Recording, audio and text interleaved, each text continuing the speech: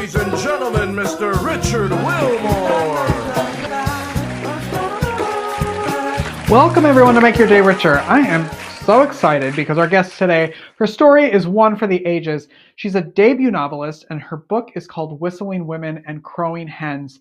It's set on the amazing Chautauqua Circuit of the 1920s, but the best part of this story is that the book was inspired by her own family history after she discovered her grandmother was a whistling, trombone-playing performer on that circuit. It's a gorgeous story about women finding their voices, so please welcome the incredible, the talented, Melora Fern. Hit it, Big Infinite. Make your day richer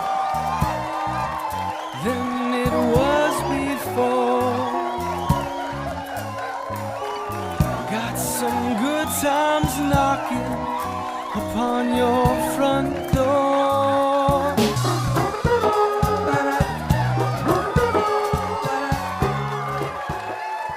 First of all, that's like the best name ever. Do you know that? I'm so lucky. It's my first and my middle name. Wow. Do you have siblings? I do. I have an older brother and a younger brother. Do they all have fun names like that? Well, my older brother is Jim and my younger brother is Malcolm. So that's Poor a fun Jim. name too. Poor Jim. Yeah. Where does Melora mean something? Well, according to the internet, it means golden apple. Oh. But I'm named for my mother's friend from high school. Oh, I love There's that. a few other Meloras in the world, but not that many. But none like you. That's right, That's all that exactly. matters. Yes. Also, congratulations on your book. A great, amazing book. This is your first book, right? Yes, my debut. I'm very excited about it. Whistling Women and Crowing Hens. Also, your great name for yourself. Great at naming books, titling books. Tell everybody about Whistling Women and Crowing Hens. Okay, Whistling Women and Crowing Hens, the title comes from an American folk saying that was popular back at the turn of the 20th century, and it was whistling women and crowing hens never come to a good end. And the idea was that it wasn't proper for women to whistle or really have a voice. So the book that I wrote is set in the 1920s, and it's about a young woman who's escaping her overbearing sister. And she auditions and joins a traveling troupe called the Versatile Quintet, and they're part of the Chautauqua Circuits. And she plays trombone and she whistles. Of course. Of course, yes. I know you. Oh, yes, go. Oh, I was just going to say, and throughout the travels with these modern women, she learns a lot about friendships and herself, and she's in 2 relationships, and she figures out who she is, and she finds her voice. So that's kind of how it goes. What prompted you to start writing this story? I know you have an interesting story of the Chautauqua Circuit as well. Yes. So it turns out that my maternal grandmother whistled and played trombone with the Swarthmore Chautauqua Circuits in 1926, 27, and 28. And I had no idea that she did that. I knew she whistled, but I didn't know she had traveled with the Chautauqua Circuit. And I actually had no idea even what the Chautauqua Circuit was. So I found this box of mementos after she had passed. And when my mom we were moving her to assisted living with Alzheimer's. And so neither of them could answer my questions about my grandmother. So these characters just came into my mind and, based on the brochures and the research I did, and they were very persistent and wanted their story told. So I just kept writing and editing like we do as writers, right? Until you finally go, okay, I've had enough. Yes. This is done. Yes. Yeah. Well, Always yeah. something would change, It right? took 8 years to get to that point, but yes. Oh my gosh. That's so interesting because some people that come on this show write a book in 2 months. And I think the longest I've heard is 25 years it took Oh, wow. someone to write a book. And it's just very interesting. Can you Yeah. tell, now that you know, can you tell everybody what the Chautauqua Circuit is? Yes. So the Chautauqua movement was at the turn of the 20th century, and it was first started in upstate New York. And you may have heard of the Chautauqua Institute. It's still active recreational and education thing in upstate New York. And but back then it was first started as training for Sunday school teachers. And then from there, they had lectures, and they just decided they needed to educate America. And some towns had their own mini Chautauquas. They were called daughter Chautauquas. And then the circuit Chautauquas are actually not sanctioned by the one out of New York, but they were all these different entrepreneurs, universities. They weren't religious, but the whole idea was to travel to rural America and bring highbrow music, lectures, and theater. And it was to educate rural America. And it's like the forerunner of TED Talks of today. Yeah. Yeah. Yes. Yeah. Wow. So, Huh. but at its peak in 1924, there were over 1,000 different Chautauquas in 10,000 different towns, and they reached over 40 million people. So I just found it so fascinating that they were such a part indirectly of all our lives, but we didn't know anything about them, or at least I didn't. Yeah. Yeah. Yeah. Was writing, being an author, ever on your dream list? Not really. I read a lot as a kid. I was a Navy brat, so we moved around quite a bit, and books were probably my best friends. But I just never thought I could be a writer. I don't know. That wasn't where I went. I was a CPA. So now I say I'm a recovering CPA and I'm a writer. Love that. So, Are yeah. you going to write more? Oh yes, Yeah. definitely. I'm already researching another book. I don't really want to write a sequel, but I just find the 1920s is such a fascinating time period to write about because women had these freedoms that they hadn't had before, and the whole world was kind of turned on its end. People felt free after the Great War and the Spanish flu pandemic. So there was just a lot going on. So I find it rich with little known stories. So that's what I'm kind of researching and hoping to write next. Oh, I love that. What have you learned from book one to now researching for book two? Like, what do you have plans of things that you'll do differently for this book, or well, like, how has that been? Yeah, that's a really good question. I ask myself that every day because I sure don't want to take 8 more years. But I have learned. Well, first of all, librarians are your best friends when you're doing research, and I'm leaning much more heavily on working with different librarians for research instead of just doing my own internet research. And they've taught me how to dig deeper, like find dissertations about the topic or articles that are interviews from people who were there at the time or whatever. So I'm doing that a little differently. And then I'm really not a plotter, but for this story I'm going to try to do an outline. And then I believe in characters very strongly, and I love novels that are character strong. So my characters will definitely lead me again like they did in the first one, but hopefully I'll have a little bit of a plan mapped out. Hmm. So hopefully those two things will make it come out sooner. Yeah, yes, hopefully, but you never know. You Yes. never know. I Yeah. always have started many books and don't feel like I'm organized enough to finish it. So I'm always just fascinated by how people can essentially just make up a story and somehow get it Yeah. written down and not go on for it take you 8 years to read the book, let alone Right. write it. Right.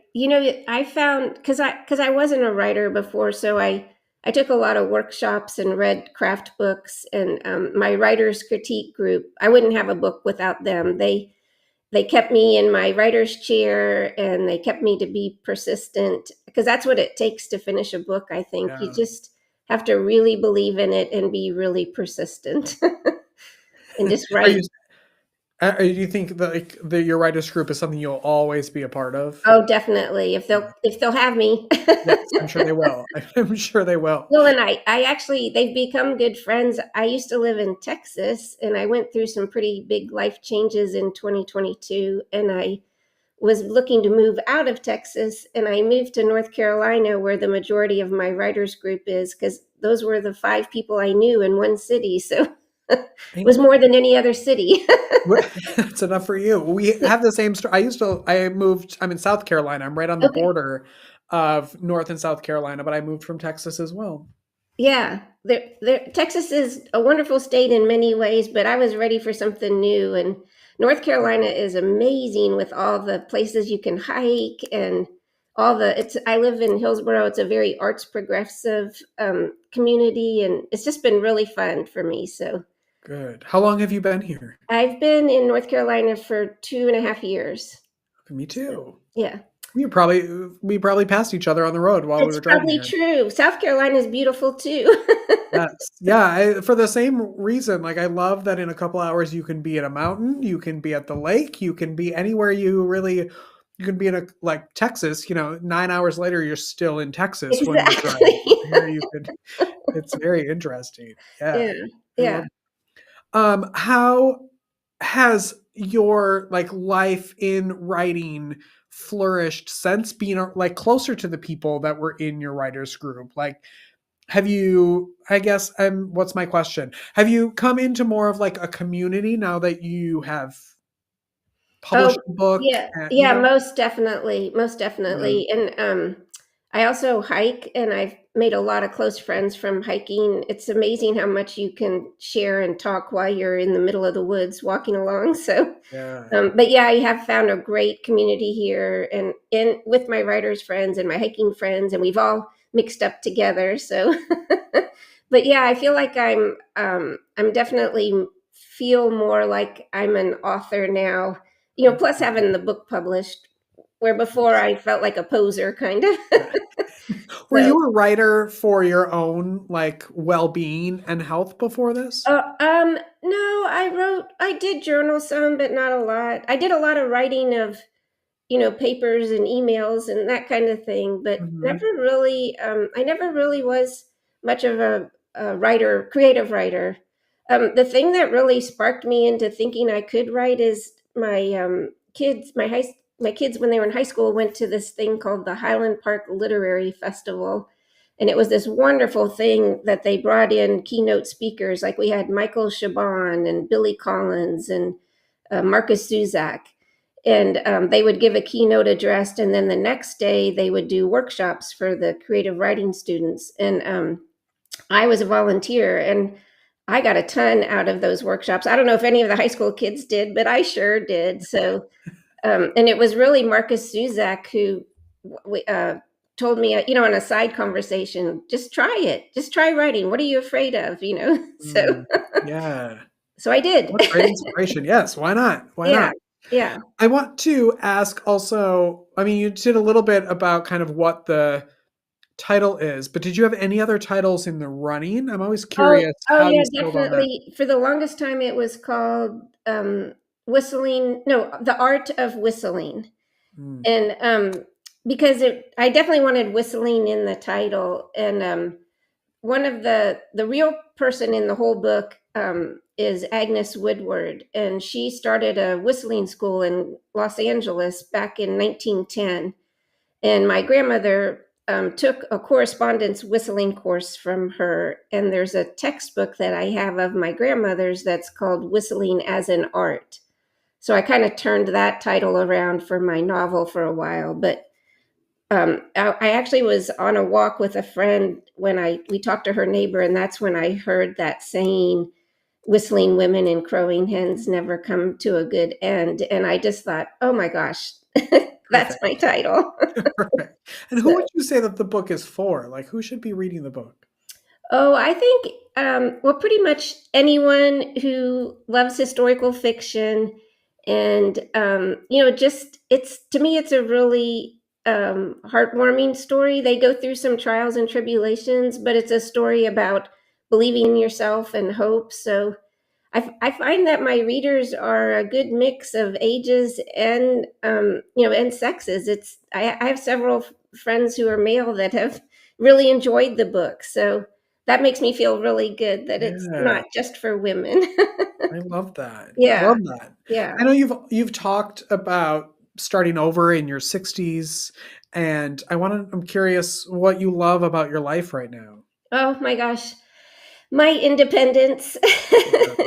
And I don't mean that in a negative way because I would never trade what I had before, but because being a mother was wonderful, but I was a very involved mother, and I always worked part time, but I also was full time mothering.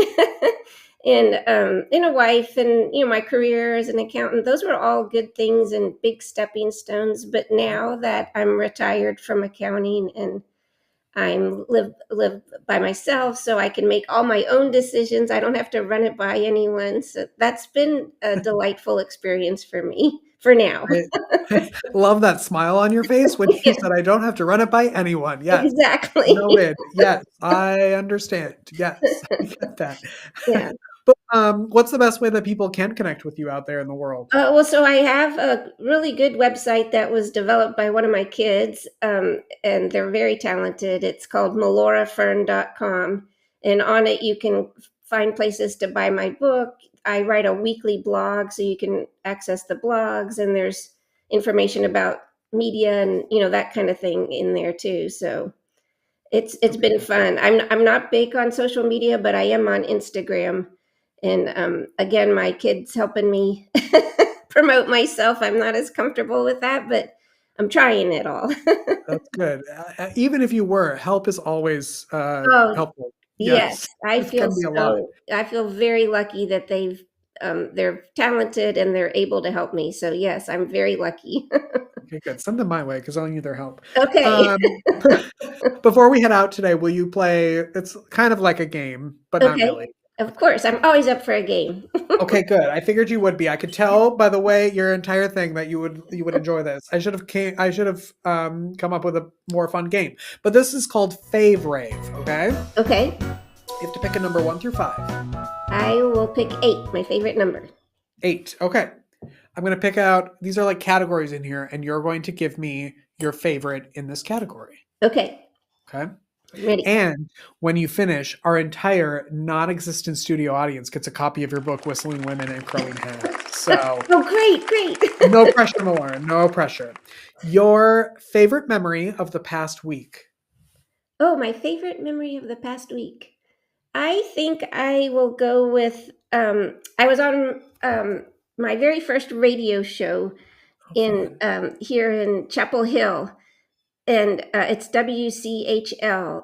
And it was just so fun to be in the studio and see all the lights and the big microphones, and so that was a not that I knew it was a dream, but afterwards I was like, oh man, I'm really glad I did that. Just like good. Like your podcast, this is so fun. These are all new experiences for me, and I'm just loving it. Well, we're close enough. Next time you have to, the next book, we're going to need you in the studio. Okay. Just throwing it out there. Yeah, I can make out. it there. Yeah, exactly. Your favorite place to shop? Oh, my favorite place to shop is probably the farmer's market here. I love a good farmer's market, and I can spend a lot of time and money there. There's always good things. Yes, I love that. Your favorite artist or musician or band? Oh, Iron and Wine. I'm a huge Iron and Wine fan, and I followed him around to different concerts for a while there, but just great, easy listening music. I often write to Iron and Wine. I love that. I thought you meant like you write to them like you write fan letters. I was going to be like, no, they're here, but they're not here. I'm not that crazy. When I'm writing, I have Iron and Wine playing in the background. Yeah. How's that? Well, give me about 3 years advance notice, and then we'll try to get them here when you're here in the studio. Oh, okay. That sounds wonderful. Yeah, I'm sure I have connections. I don't know. Your favorite fabric? Oh, my favorite fabric.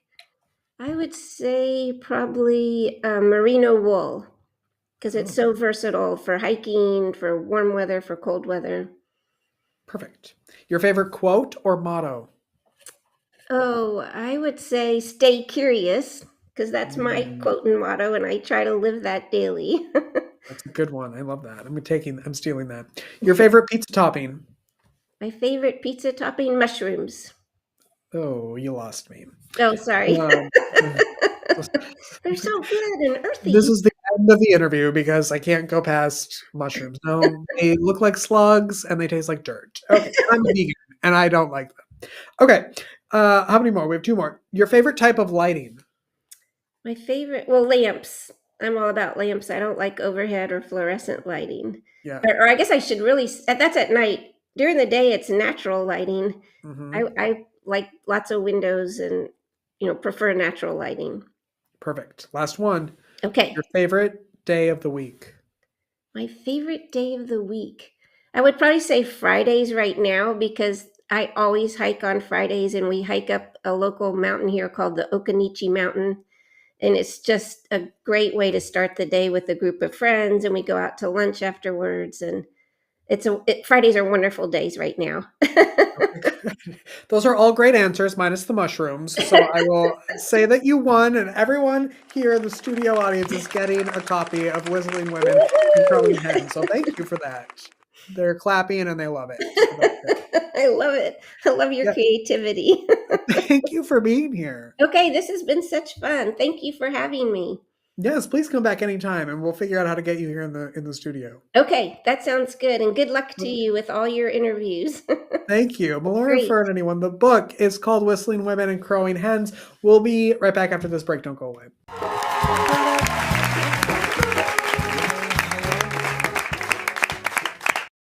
I believe in the power of learning, and so does Smart Deal Academy. This incredible nonprofit serving the greater Charlotte area is changing lives through personalized tutoring, homeschool teaching, and enrichment classes for students of all ages. From pre-K phonics to private music and Spanish lessons, Smart Deal creates a safe, joyful space where kids grow in confidence and curiosity. This work only happens because of generous donations from those who believe every student deserves a chance to thrive. Every dollar fuels one-on-one support, creative programming, and the kind of encouragement that sticks with a child for life. Be a part of that impact by visiting smartdeal.com and make a tax-deductible donation today. Let's build a brighter future together.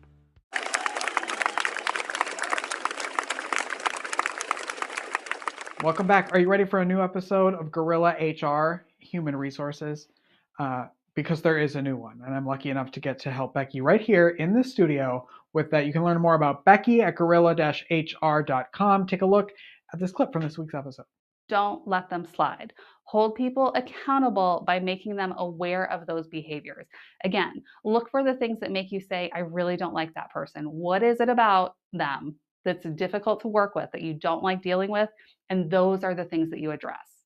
If you go in and just say like, oh, you're difficult to work with, well, no, that sounds like a you problem. That's not a me problem. That's where you've just got to be prepared for what is it that makes them difficult. It's not so hard if you just step back and think, what are those specific behaviors? You can definitely do it, and you should. If you need help with your podcast, send me an email, makeyourdayricher@gmail.com, and we can get you started. You can come right here in the studio and film your podcast. Go make your day richer. Go make somebody else's day richer. You've made mine by watching this show, and I love you for it. On tomorrow's show, the host of New Money, New Problems, Brenton Harrison, is here. So stick around for that, would you? We'll see you tomorrow. Bye-bye, everyone.